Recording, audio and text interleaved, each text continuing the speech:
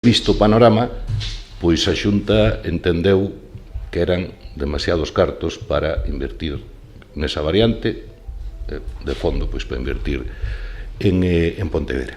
Esta é a análise que fai César Mosquera da conversa mantida entre o alcalde de Pontevedra e o presidente da Xunta de Galicia. O edil nacionalista está convencido de que o goberno autonómico aprazará sine die o proxecto da variante de Alba por falta de orzamento.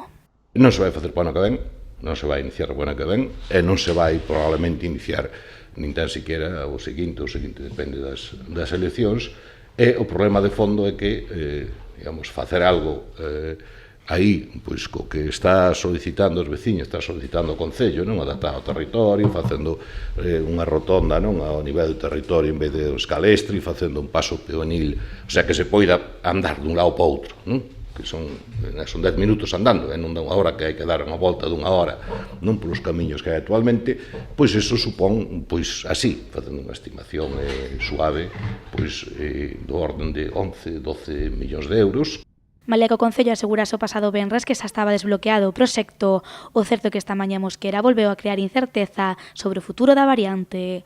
O edil nacionalista cree que non hai vontade por parte da Xunta de Galicia de inverter en Pontevedra, así como tampouco outras opcións viables.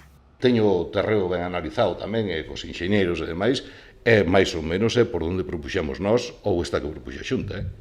Moitas máis posibilidades, sin que leve casas e demais, non hai.